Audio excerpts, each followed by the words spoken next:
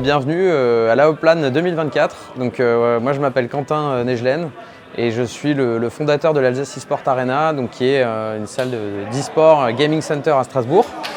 On se trouve ici au point d'eau à Oswald, du coup, une belle salle dans laquelle on a eu l'opportunité de créer un gros événement e-sport dans le Grand Est. L'objectif en fait c'était de développer des événements sur les dernières années à chaque fois en y allant étape par étape et en grossissant au fur et à mesure. Et là on est dans quasiment un des plus gros événements e-sport Grand Est depuis la Colmar eSport Show qui a eu lieu en 2019, la dernière édition.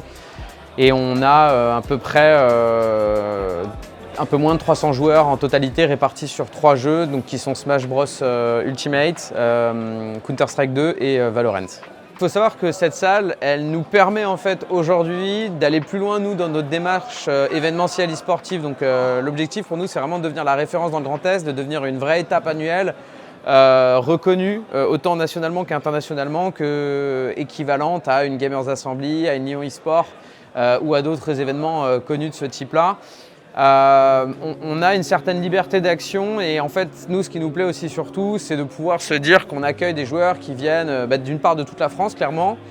Malgré les petits problèmes SNCF qu'on a eu ce week-end, on a des joueurs qui ont réussi à se déplacer vraiment des 4 coins de la France, mais on a aussi une équipe qui vient de Hollande, on a des joueurs qui viennent d'Allemagne, on a des joueurs qui viennent de Suisse, d'Italie.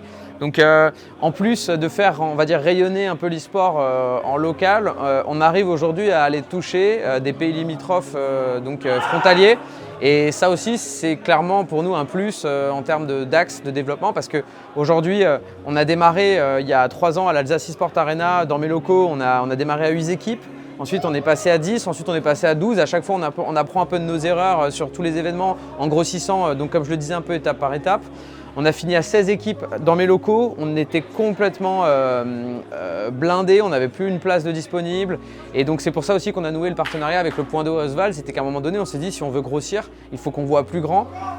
C'est beaucoup plus d'organisation et de contraintes potentielles. On l'a vu aujourd'hui, on a eu une grosse coupure d'électricité en début de matinée.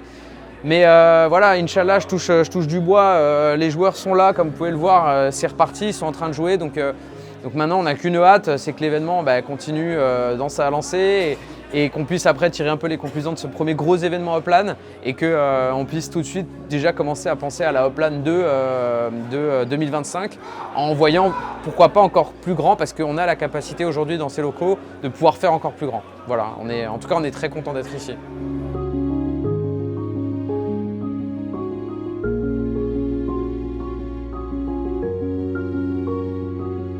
Du coup, enchanté, moi c'est Neitram.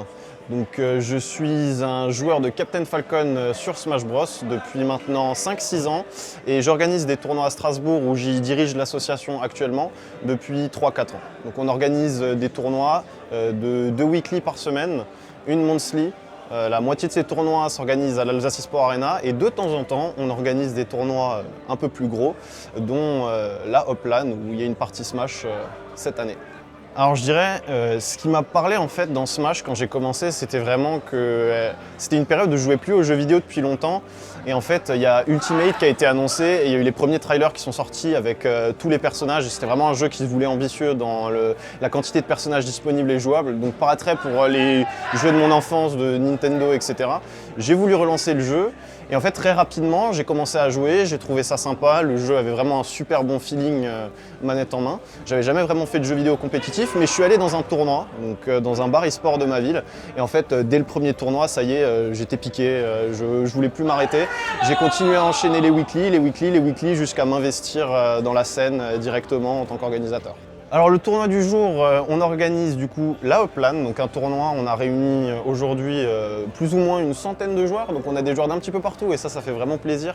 C'est-à-dire qu'on a des joueurs d'Allemagne, de Suisse, on profite en fait vraiment de l'emplacement de Strasbourg, et y compris les joueurs habituels de Paris, de Lorraine, de Dijon, Bourgogne-Franche-Comté, etc. On a vraiment on réussit à réunir un public assez international malgré le fait que ce ne soit pas un tournoi qui soit de l'échelle d'un major. De plus, un week-end où il y a notamment un gros tournoi qui se passe dans le sud actuellement et un autre gros tournoi, un major européen en Italie. Donc très satisfait franchement du succès de la Uplan en fonction du nombre d'inscrits cette année. Alors je suis Mathieu Bernhardt, responsable événementiel et location du Point d'eau à Oswald. Alors voilà, c'est une histoire de collaboration avec Alsace eSport Arena. L'idée c'était effectivement d'accueillir une grande LAN. Aussi, pour nous, ça permet aussi de. Voilà, c'est un équipement polyvalent, on va dire. C'est une salle de spectacle à la base. Hein. On a des gradins d'habitude, on fait du spectacle, du théâtre, du cirque et tout ça. Et là, c'était d'accueillir un événement e-sport majeur aussi, pour pouvoir voir la capacité du lieu et pouvoir accueillir d'autres événements par la suite et lancer la machine. Alors moi du coup je suis dans le milieu du jeu vidéo depuis plusieurs années, j'étais responsable du Pixel Museum, le musée de jeux vidéo à Schiltigheim. J'organise Start to Play, le festival du jeu vidéo depuis 10 ans maintenant aussi. D'ailleurs les 10 ans auront lieu en septembre ici au Point d'eau. Donc effectivement baigné dedans et aussi joueur depuis ma tendre enfance. Je pense que ce genre d'événements déjà vont aussi permettre de pouvoir faire connaître le e-sport sur la région. Je pense qu'il faut le faire connaître au public, aux médias aussi. Parce que les médias ont encore du mal à suivre un peu, on va dire les médias grand public ont encore du mal à suivre ce genre d'événements. Donc plus on va multiplier ce genre d'actions, plus à un moment ils vont s'y intéresser et se rendre compte qu'il y a vraiment un potentiel. Là on a plus de 200 participants, donc c'est énorme pour une première édition. On voit le potentiel qu'il y a. Je pense que demain au final il va y avoir un monde de fou, il va y avoir une ambiance de fou. Et donc je pense que le e-sport c'est ce qu'il faut montrer aujourd'hui, quoi. Voilà, au vu de la réussite de cette première édition pour ce qu'on voit aujourd'hui, je pense qu'il y a un beau potentiel, il y a encore des belles choses à faire.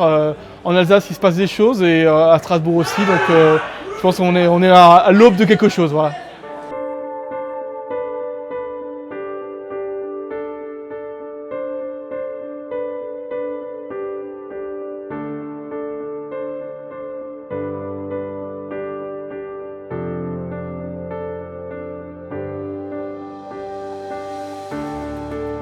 Eh ben, écoute, avec grand plaisir, je peux me présenter. Je m'appelle Romain Giunta, pseudo Zessa, 33 ans, joueur de CS. Et puis l'ambiance, elle est bien parce que du coup, là, les matchs vont pouvoir commencer à s'enchaîner. On a eu un peu de mal à rentrer un peu dedans.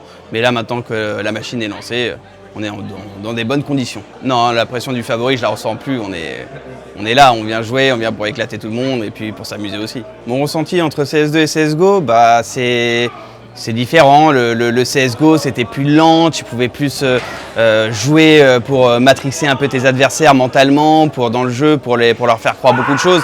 Là, sur CS2, tu n'as plus le droit à l'erreur. En réalité, les rounds s'enchaînent trop rapidement, l'économie n'a pas changé, donc du coup, il est toujours aussi compliqué. Mais en soi, le jeu, il est toujours aussi plaisant et de toute façon, c'est le nouveau jeu où il faut jouer. Donc, CS pour la vie. Mot de la fin, écoute, avec des super teammates, bonne ambiance, avec un staff qu'on connaît déjà depuis très longtemps, donc super bien, et hâte de voir la suite pour la LAN. Ouais, du coup, moi c'est Nagu, j'ai 24 ans, je suis caster CS, streamer CS. Je suis caster depuis maintenant 3 ans et mon objectif c'est de développer l'e-sport en France. Donc voilà, j'essaie d'être un des acteurs, un des piliers de justement un maximum d'initiatives sur des projets français. Et toujours dans cette volonté d'aider le subtop, de remonter le subtop, d'être présent en LAN aussi pour suivre les joueurs et voir tout le monde, c'est la passion. Alors est-ce que pour moi le cas c'est chercher un tremplin ou aider les plus petits joueurs à se développer? Moi mon but c'est pas avoir une étiquette de caster, j'ai envie de vraiment me développer en tant que streamer et en tant qu'acteur dans l'e-sport français. Le cast c'est plus une étiquette on va dire que j'ai en plus, que je sais utiliser, où je suis pas mauvais. Et je m'en sers pour mettre les équipes en avant et aussi développer ce que je peux proposer en termes de travail sur le stream. Ça me fait du content. Donc ouais, j'essaie de développer ça comme je peux et derrière ça me permet aussi d'avoir des moyens pour organiser des tournois et suivre les équipes du mieux que je puisse faire. Donc voilà. En tant que caster, je dirais que je suis à une petite quinzaine d'événements. J'en ai fait qu'une en tant que joueur qui s'est pas très bien passée, du coup je reste au cast maintenant.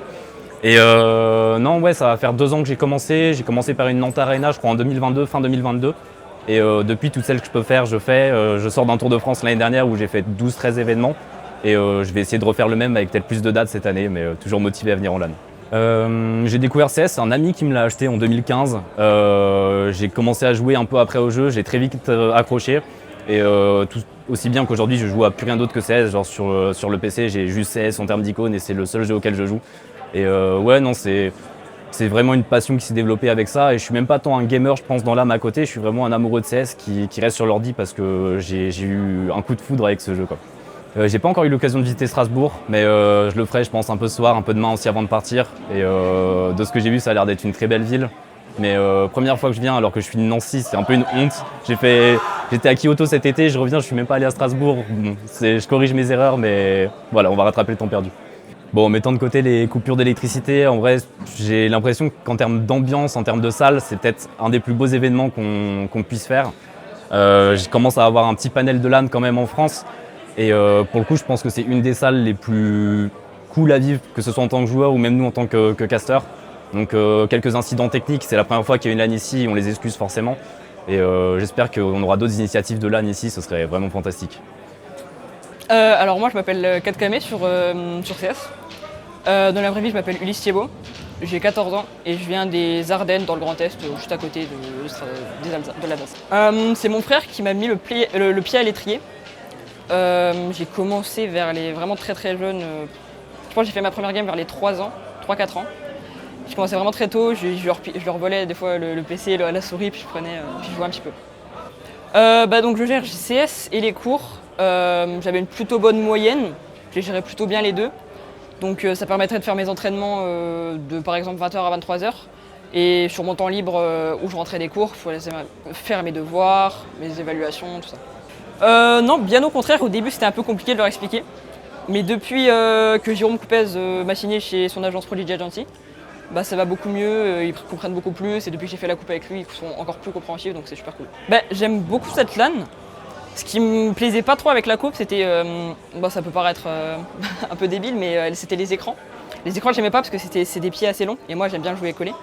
Et puis même les périphériques, j'étais pas à l'aise sur les tables, sur les trucs et tout. Donc cette LAN me plaît beaucoup plus parce que je sens que je suis plus à l'aise. Je sais que le PC est à moi, je peux faire ce que je veux dessus. Et j'aime beaucoup plus cette LAN pour l'ambiance aussi, pour un peu tout. Donc, moi je m'appelle Simon Flenvart, sinon je suis connu en tant que Lib sur Valo. Et je suis du coup admin du tournoi Hopland depuis maintenant 3 ans. Donc c'est moi qui gère toute l'organisation du tournoi et gère la relation entre les joueurs et puis l'organisation de qui affronte qui et qui joue quel match et dans quel format. Et du coup, mon expérience en tant que joueur sur Valo, j'ai tout de suite, dès le début du jeu, été dans le haut du niveau en termes de ranked, donc j'étais radiant. Ensuite, sur les LAN, j'ai fait plusieurs fois la GA. Aux Open Tour France, j'ai déjà gagné un ou deux circuits. Et du coup, on a fait plusieurs perfs au niveau du coup VRC, ce qui est le plus haut niveau amateur. Donc c'est grâce à cette expérience que j'ai pu me porter en tant qu'admin sur la LAN, donner les bons contacts, parler aux bonnes personnes pour venir et essayer de trouver la meilleure expérience pour les gens de venir et de faire le maximum de matchs possible. Ouais, le niveau de la LAN il est vachement élevé, ça a toujours été des gros niveaux. On est toujours dans le moins des 1% meilleurs joueurs du jeu qui viennent jouer ici en amateur, prouver que ce sont les meilleurs en ligne et aussi en LAN. Et beaucoup des joueurs ici évoluent et deviennent ensuite repérés par de grosses équipes et finissent pro. Notre première LAN, notre finale, on a 90% des joueurs qui ont participé à la finale qui sont maintenant en circuit Pro League. Donc les matchs qu'ils font ici ont beaucoup d'importance. Et au fur et à mesure des circuits qu'on est en train d'organiser, ça se professionnalise et les gens ont envie de revenir et continuent à revenir. Du coup, pour un petit mot de la fin, malgré les couacs qu'on peut avoir en LAN, on a toujours une bonne ambiance, on a toujours tous envie de jouer et c'est vraiment ça qui nous rassemble. Même s'il y a des différends et qu'on peut se trash talk, au final on a quand même tous envie de jouer et tous envie de gagner. Donc je me présente, moi c'est Lucie, in-game c'est Yona du coup. Je suis joueuse GC principalement, avant j'étais chez Amazing, c'était ma première équipe donc pendant 1 an et demi, 2 ans. Maintenant je fais des essais pour une autre équipe, donc voilà. Et au niveau des events, j'ai fait tous les GC du coup de l'année dernière et de cette année. Et j'ai fait 2 LAN, donc du coup la Valkyrie et la Haut-Plane. Ouais, j'ai passé un super bon moment, c'était trop cool. Au niveau des performances, on ne pensait pas arriver aussi loin en soi parce qu'on est un petit mix, on n'a pas trop joué ensemble et il y avait quand même pas mal de grosses équipes. Et ouais, franchement, c'était trop cool, c'était une trop bonne ambiance, l'organisation est top, c'était vraiment cool. Du coup, gros big up à Clad, Voki, Milko et Lucas et surtout à Fives qui nous ont accompagnés quand même tout du long pour ce week-end. Donc merci beaucoup à eux. Du coup là pour la LAN, je suis IGL, donc c'est moi qui lance les calls et je flex un peu mais je joue principalement Sova, initiateur, donc Sova, Flash. Voilà. Alors je suis Advance de la team MXTM, je joue à CS depuis 2014, ça va faire 10 ans et voilà, 24 ans. Ouais, alors on est venu avec l'équipe MXTM, c'est une équipe amateur, mais c'est un groupe de potes, on est 5-6 copains à jouer toujours ensemble. On fait une ligue sur ESEA, sur Faceit, sur ESEA, on est en intermédiaire et on fait ce qu'on peut, sans prac, on joue, on s'amuse. Ouais, du coup la LAN s'est très bien passée, malgré les toutes petites coupures de courant, mais bon, c'est quoi une LAN sans problème technique, ça n'existe pas, donc pas grave. Résultat, on fait top 3 amateur, un poil déçu quand même parce qu'il y a vraiment des matchs où est-ce qu'on passe à côté, mais bon, ça arrive, c'est comme ça. Et non, en vrai, content du résultat, LAN très bien organisé, admin au top, que dire de plus. Content quand même du résultat malgré tout, on a fait l'amateur, on a pu jouer deux matchs le dimanche, c'est cool, heureux. S'il y en a une prochaine édition, on reviendra sûrement. Venez nombreux, c'est top. Incroyable la Orion. Vraiment, attention à Bakoul. Oh là là là là. Il s'en est mis. Un flou qui est en contrôle. Oh oh. Ça là on voit très bien manœuvré. Et malheureusement ça ne connectera pas. Et on enchaîne. Oh Chichia. Il faut être triplé pour Chichia.